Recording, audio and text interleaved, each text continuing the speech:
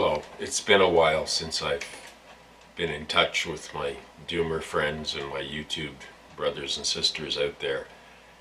And there is a palpable sense of despair amongst so many people these days, and it's spreading beyond the doomosphere. Shaking my damn desk. I'm sort of shaky lately. I've been on Twitter and sort of diving into the vomitarium of American politics. And I should know better. More cruelty, less tolerance, less civility. It's all gone now. It's just a dream that we had, that somehow our Western culture would transcend the need for violence. And no, it isn't like that at all, is it?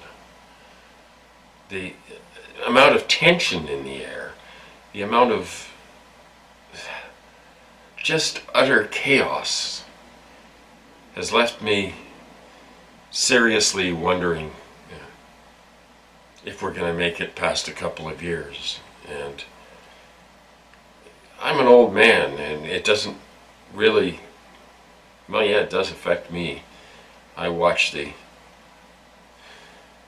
deterioration of the planet, of the political discourse, and I ache.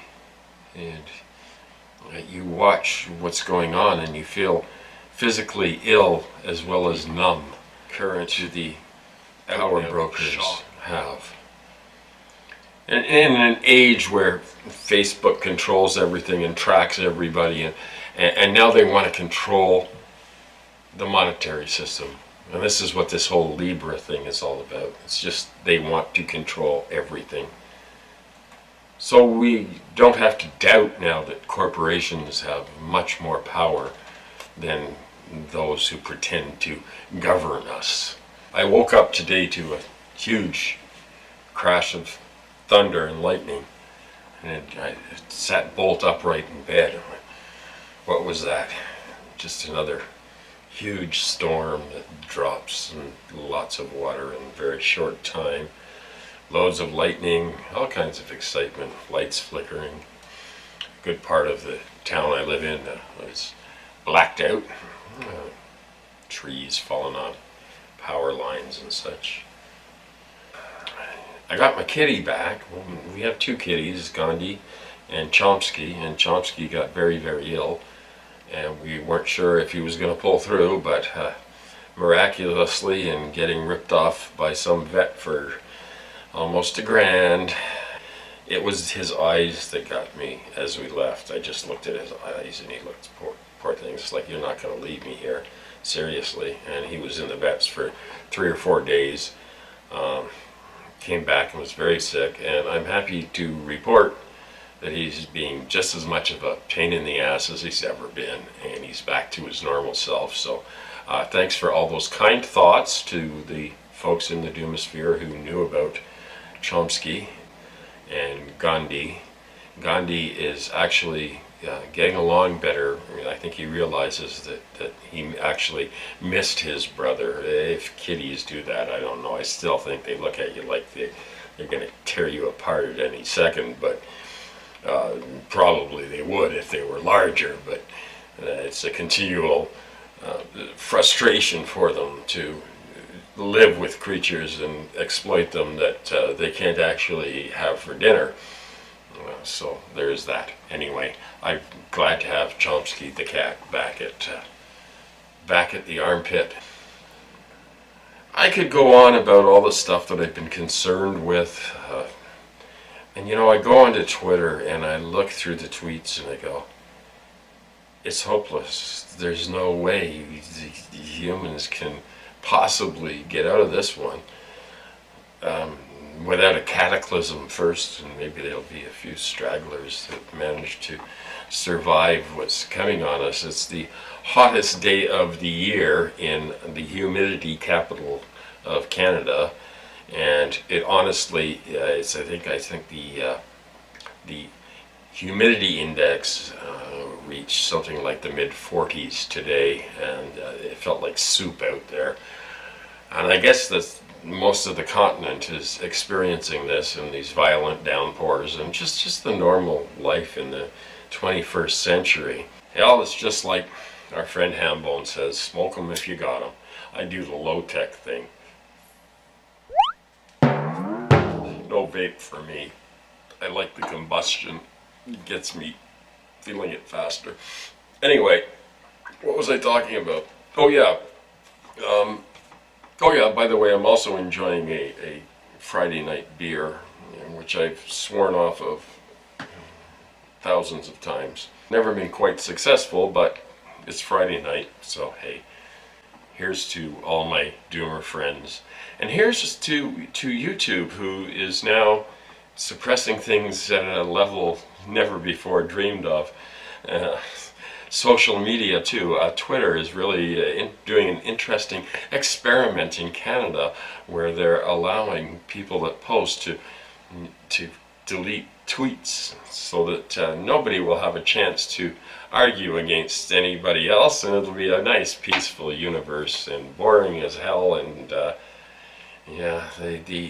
media is being squelched, it's being squashed. We all know this.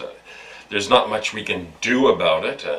We're going the same way. You see, big media really got freaked out by the democratization of platforms like YouTube in the early days. So they made sure that now it's corporate friendly, and it's going to be much more bland and much more propagandistic. So along with Facebook controlling the world's currency, why worry about it, right? I mean, corporations are going to do what corporations do: eat the planet. And don't apologize. Just eat it, grab what you can while you can, as quick as you can, because you know we're going down. And that is the story of our corporatocracy. Yes, while we were sleeping, there has been a complete takeover, and we missed it. Spinning around like the Twitter thing, and it's going, and it's going, and it's going, and it's just like, I'll just read one more. And before you know it, you're part of the Twitterverse. Oh, by the way, follow me on Twitter. Vegematic at Vegematic Deluxe. I'm on Twitter. I'm a tweeter. I'm an old tweeter, twittering away. And I'm trying to put the twit back into Twitter. And I have to say, one of my favorite American politicians has to be Mike Gravel. And I see that the DNC just Mike's a little too scary for the DNC, and they want to make the CNN debate really, really safe, and to follow the scripted narrative that they have already designed in order to defeat any sense of a progressive idea from getting out there. And I think what we're headed for is calamity. We're used to it. We're just gonna fight down and just accept it. Just accept fascism. That's it. That's how you'll be happy. Ignore it. Perhaps we can celebrate our nationalism and be patriotic, and with huge bombs and things like that, because that's what makes us manly and patriotic.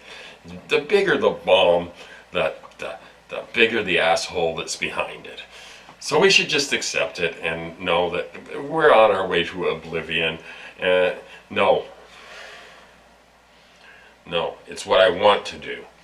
I even want to get off YouTube, because honestly, it's getting scary to even be a tiny little public figure dissenting in this universe today. It's getting more and more dangerous all the time. It's almost as bad as the climate killing us all. It's just like you're putting yourself out there, you're putting a target on your back, people are coming after you, Nazis are everywhere. Your next door neighbor could be a Nazi, and you wouldn't know it. Well, maybe you would know it. I know mine is. So I did a little thing talking about death, and here it is. This is my thoughts on life and death. And if this doesn't cheer you up, nothing will. The YouTube premiere of A Walk Through the Graveyard with Vegematic.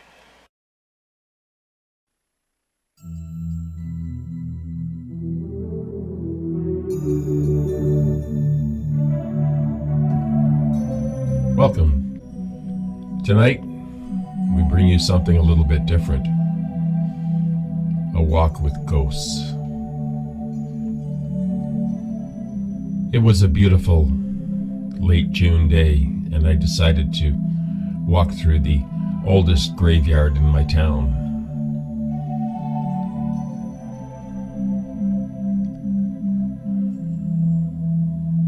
The light filtered softly through the trees.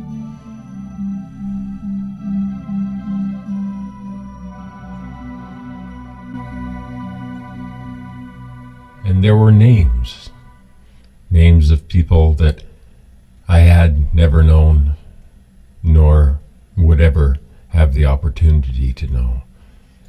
Names etched in granite that told 1,000 tales. Tales of love and hate, tales of triumph and tragedy, heartbreak and euphoria, all marked, all part of the human cacophony. Endless strands of DNA stretched across the universe. They join millions of others who are in unmarked graves, forgotten.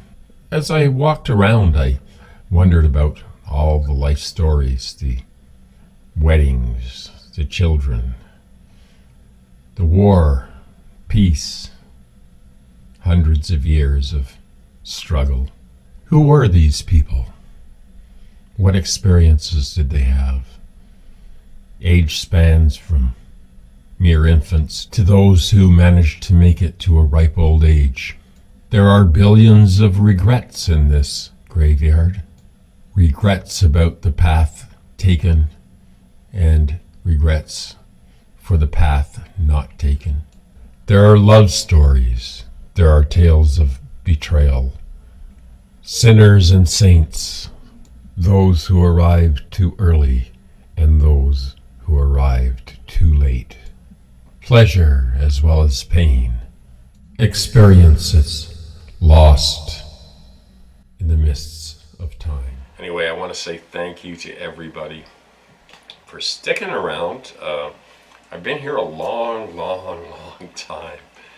And there is a certain amount of satisfaction with being a little sliver under the Googleocracy's ass, just a little gnat that they can bat away, but still, I'll keep putting them out once in a while. I haven't been on for a long time, and people forget about me. They don't leave comments after the first 24 hours. It's like I don't exist anymore. Why is that? I guess it's the same reason that the whole money culture drops shit all over the place and just spreads it up the walls and everything, and the crap, the amount of sheer garbage in the world right now. We are led by the worst people. We are denying the best any possible hope for the future. We are destroying the planet. We're thinking about having a limited nuclear war, and then we got the media totally propagandized so that it's even worse than Pravda under the Soviet Union, and there's nothing to worry about. It's just deep breath, Zen kind of thing, That's helping. My palpitations are less now. Anyway, all the best to everybody. Please leave a comment, attempt to share this, because I have a fabulous prize for the 1,000th subscriber. So if you want to help me get to the, it's only taken me 10 years, so it's not a hurry or anything, but the 1,000th subscriber will get a hand-signed hairball, nicely framed, and I've promised this before. And I figure I'm pretty safe for the next couple of years anyway, unless you share this, because if you share it, then somehow my insane message will get out there more, and then I will be more motivated to do stuff. But with YouTube squishing all these independent channels, anything but that big, you're okay if you do like a knitting channel or cooking or something bland. As long as you do anything bland, you're going to be okay on YouTube. Do anything creative, do anything a little out there, well, they're frightened of that, and that certainly isn't advertiser friendly. Anyway, see you hopefully next week. I keep saying, oh, I gotta make more videos, I gotta make more videos, I gotta make more videos, and somehow the motivation goes down and down and down, and then but I go crazy because I'm like a hermit, and then all of a sudden I gotta talk to all you people on YouTube because I like you guys, and you're the only sensible people I know. Well, almost the only ones. There's one or two, but they've all moved away. They're all gone. They've croaked or moved away, or I don't know. It's just not the same as it used to be, right? And you don't laugh at me for getting old, because you're going to get old one day too. If you're, if you're my age or younger, you're going to get old just like me. So no ageism, please. Oh, maybe a little bit. The Orwellian thing, it just keeps growing and growing and growing. They put these stupid red light cameras in our town, and it's run by a private company. So of course what they do is they shorten the amount of time on the yellow light. So the other day, I'm at this major intersection. I mean, it's crazy. There's cars all over the place. And I pull out into the intersection behind this guy because I see there's, a good distance, and the two of us are going to be able to make the left turn. Well, I didn't count on the guy being an octogenarian. I didn't count on the guy for being an octogenarian, and he was sitting there, and I'm in the middle of the damn intersection, and he's like, should I go? Should I go? And it's like spaces galore for 5 cars to go through. So he finally decides to go, and the light turns red on me, and I'm going, oh, fuck, they're going to screw me. I know it. I know in the mail one day it's going to show up, and it's going to say, you're a bad boy, and it's just this goddamn, I don't know, they'll just like suck money out of you any possible way they can. And that's all it's about. Oh, things are getting safer at the intersections. Bullshit. I'm just fed up. I'm fed up with it all. I'm fed up with life. And that's why the video is so depressing tonight. But anyway, I love you all. I know that sounds trite and that sounds maudlin. But it is trite and maudlin. So, thanks for encouraging that. Yeah, I'll see you soon. Maybe we'll make it through another week. Maybe we won't.